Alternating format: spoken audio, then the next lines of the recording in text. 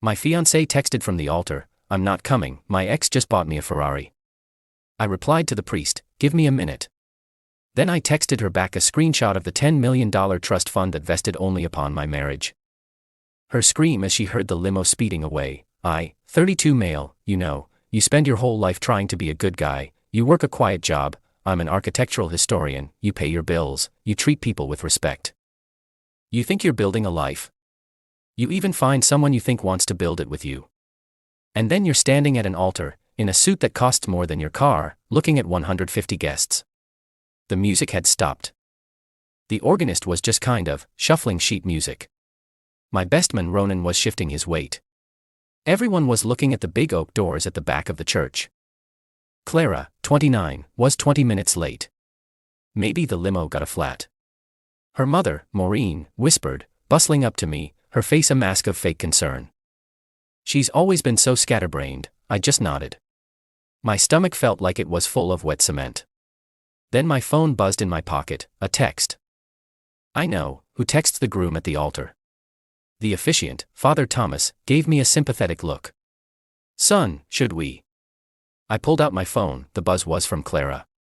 Clara, I'm not coming, I'm so sorry but I can't. Julian is here, he bought me a Ferrari, a red one. I just can't throw away true love. Sorry not sorry, X. I read it 3 times, a Ferrari. She was dumping me at the altar via text for her crypto bro ex in a car. The room was silent, everyone staring. I could feel the heat of 150 pairs of eyes. Leo, Father Thomas said, stepping closer. Is everything all right? I held up a hand. My voice came out but it didn't sound like mine. It was way too calm. Give me a minute, Father. I looked down at the text. Sorry not sorry. A weird cold calm washed over me. The wet cement in my stomach hardened into a block of ice. I wasn't even sad, I was just done. See, I never told Clara the whole truth about my family's money. She knew I had a comfortable background. She knew my grandfather was an eccentric old goat who left a complicated will. She thought I was just a boring, slightly well-off historian who was responsible. She had no idea about the clause. My grandfather, a manipulative genius even from the grave, set up a $10 million trust fund for me. But it had one insane medieval stipulation. I had to be legally married by my 33rd birthday. My 33rd birthday is in 4 weeks. I had never told her this. I wanted someone to marry me, the boring historian, not the $10 million jackpot. I thought Clara, despite her love of, well, things, was that person. I was wrong. I opened my phone's file folder. I found the PDF my lawyer, Naomi, had sent me last week when we were reviewing the final details. It was the key page of the will. I took a screenshot. I highlighted the specific clause. And upon the legal marriage of my grandson, Leo Alastair Vance, provided said marriage occurs before his 33rd birthday, the full principal of the $10 million trust shall immediately vest. I opened my text to Clara. I attached the screenshot. My fingers typed, "Enjoy the car. I'm sure it's worth it." I hit send. I put the phone back in my pocket. I looked up at Father Thomas. His face was all concern. And then I heard it from outside the church. It wasn't a scream of joy. It was a scream of pure animal rage. A second later, I heard the sound of the vintage white Rolls-Royce I'd rented for her. The one I'd given the driver very specific instructions for, speeding away from the curb. I told him, if she's not in this car by 2:15 p.m., you leave. You take the scenic route back to the rental agency. Do not, under any circumstances, stop for her. It was 2:23 p.m. I turned back to the room. My voice was loud, clear. I'm afraid there won't be a wedding today. A collective gasp. Maureen, Clara's mom, looked like I'd slapped her. My fiancée has just informed me she's accepted a competing offer. It seems a 2019 Ferrari beats a 2016 Honda. A few people laughed nervously, but I continued. The catering is paid for. The reception hall is booked, and it is, emphatically, an open bar. Please. Go. Enjoy yourselves. My treat. I turned, walked past the altar, and went out the side door into the small garden. I didn't look back. I just walked. Update 1. It's been a week. I'm writing this from a sterile-smelling, extended-stay hotel room. My life has been loud. The first 48 hours were a blur. I turned my phone off. I just walked around the city until my feet blistered, then checked into this place. When I finally turned my phone back on, it was like opening a portal to hell. I had 88 missed calls. Mostly from her family. The entitlement hit like a tidal wave. First, the voicemail from her mother Maureen. It wasn't sad. It was furious. Leo, you call me back. You call me back right now. How dare you? How dare you humiliate my daughter like that? That trick. Hiding that money. You trapped her. You set her up to fail. This is financial abuse, Leo. Abuse. She made a mistake. A silly mistake. You think a car matters. You were supposed to love her. You've ruined her life. You hear me? You owe us. Us. She said us. Then the texts from Clara from her bridesmaid's phone. Leo, baby, turn your phone on. We need to talk. I know you're angry, but you have to understand. Julian is a monster. He manipulated me. He showed up and I was so stressed from the wedding, I didn't know what I was doing. That car isn't even new. It's a 2019 and the registration is sketchy. He's gone. He just dropped me at my mom's and left. Please, baby, I love you. It was always you. We can still fix this. We can go to the courthouse. Right now. We can still make the pleas, Leo, I'm begging you. Don't throw this away over one stupid mistake. The deadline. My 33rd birthday. She's right. The clock is ticking. But her one stupid mistake wasn't the text. It was what I found out next. I got an alert from my credit card company. The one she was an authorized user on. I'd frozen the card right after I left the church, but the alert was for a decline charge. Date, the morning of the wedding. Amount, $20,000. Merchant, Exotic Auto Leasing and Sales. I called the card company. The agent confirmed it. Yes, sir. It was declined. Was this a fraudulent charge? No, I said, my voice hoarse. It was just an unauthorized one. Thank you for declining it. She wasn't just accepting a car. She was trying to use my money to help Julian buy the car, probably as a down payment.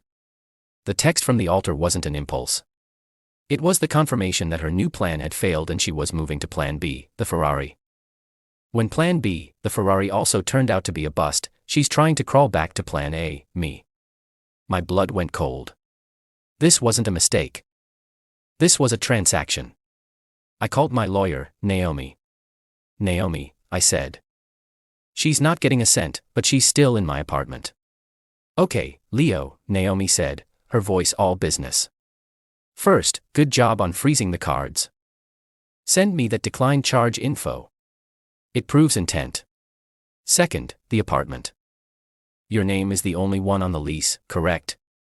Correct. Then she's a tenant at will. You need to formally evict her. But you can't just change the locks, you need to get your things. I suggest a police escort, just to keep the peace. So that's what I did. 2 officers, a man and a woman who both looked profoundly tired, met me at my apartment building. I knocked. Clara opened it, her face puffy from crying. When she saw me, her face lit up like I was the hero arriving. Leo, thank God I knew you'd come back. I'm so sorry, baby. She moved to hug me. I stepped back. I'm not here for that, Clara.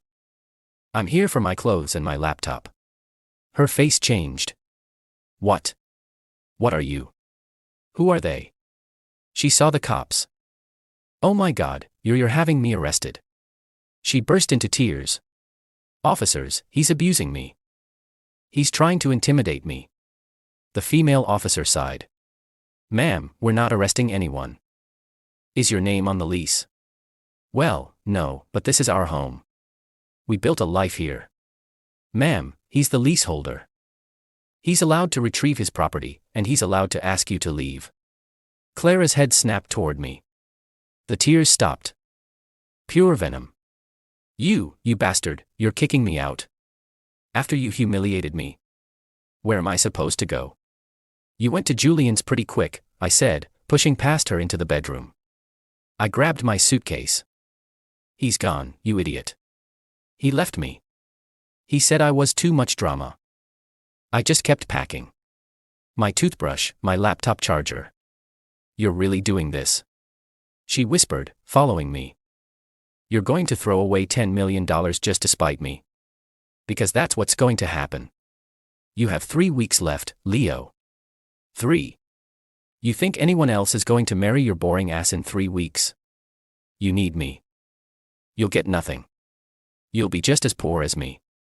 I stopped at the door. I looked her dead in the eye.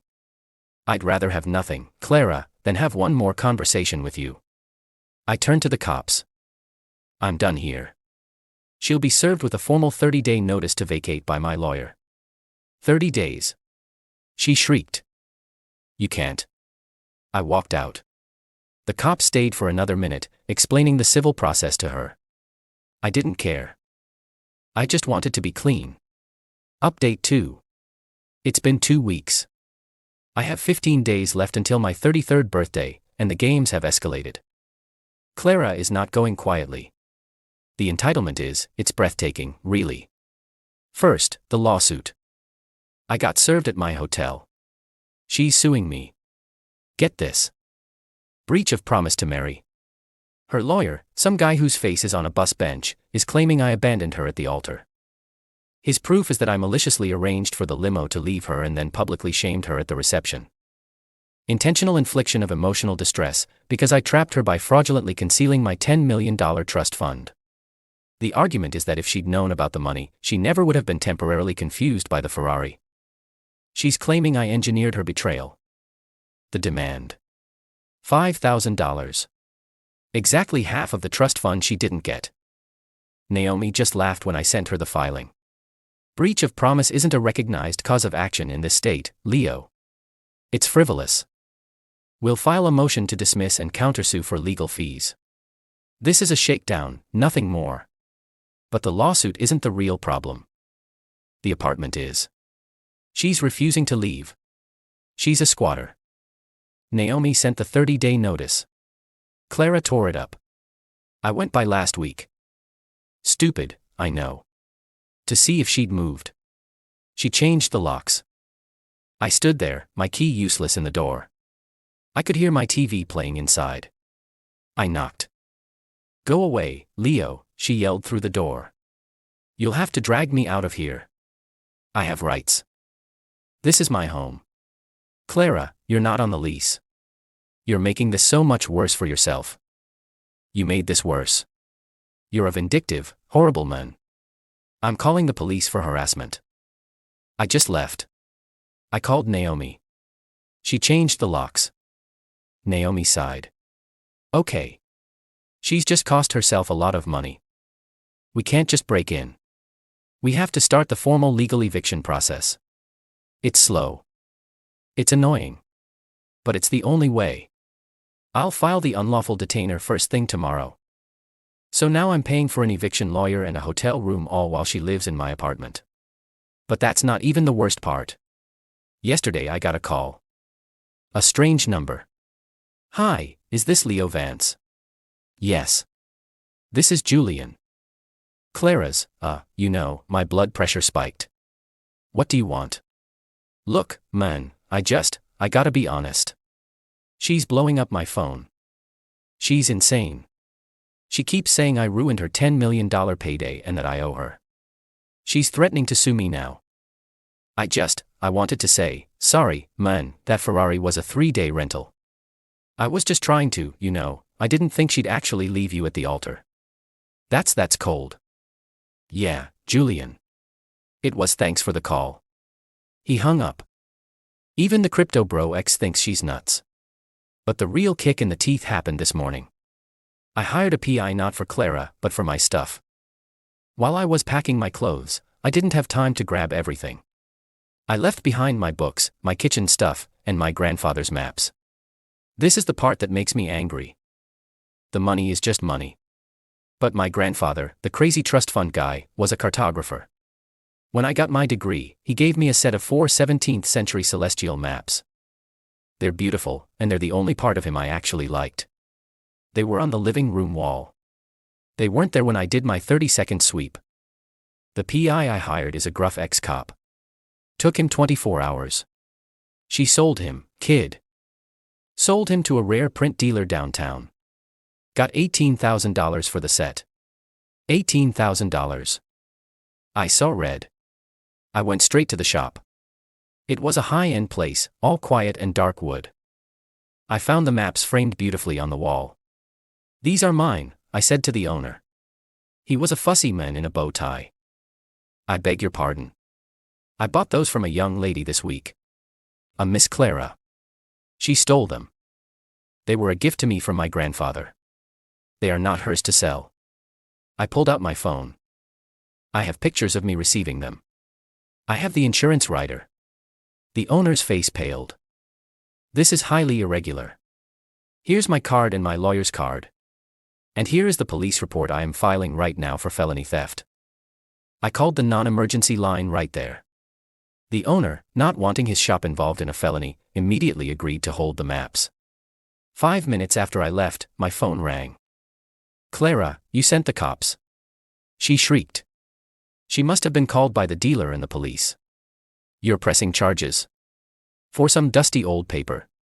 "I needed money, Leo. You cut me off. You left me with nothing. You forced me to sell those. You owe me that money. I hate you." The call cut out. So that's where I am. I'm suing my ex-fiancée for eviction. I'm pressing charges against her for felony theft. She's suing me for $5 million. And I have 15 days to get married. Or lose $10 million. Honestly, I'm starting not to care about the money. I just want those maps back. And I want her out of my life. Final update. It's been a month. The deadline, my 33rd birthday, was 3 days ago. It's over. All of it. I'm writing this for my apartment.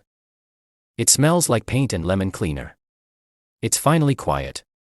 Here's the rundown. The eviction. We had our day in court. Clara showed up with her bus bench lawyer, looking like a wreck. Julian was, unsurprisingly, nowhere to be seen. She tried to cry.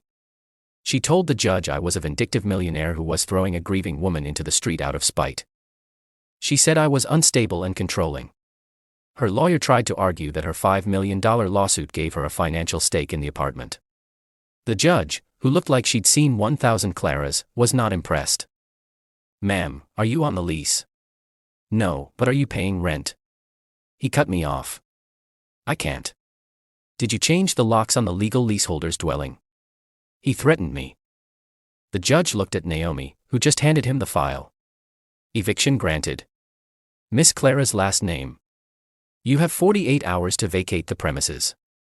A sheriff will be there to escort you out if you are not gone." Clara just slumped. Her lawyer looked like he already regretted taking the case. The DA was happy to press charges. Felony theft. Given the evidence, my insurance, the dealer's testimony, her lawyer basically forced her to take a plea. It got rolled into the eviction hearing.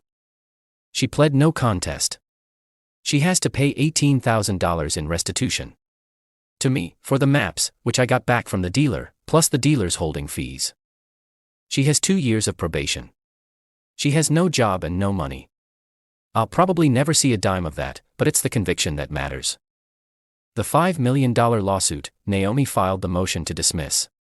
The judge took one look at it and threw the entire case out. Laughed, even.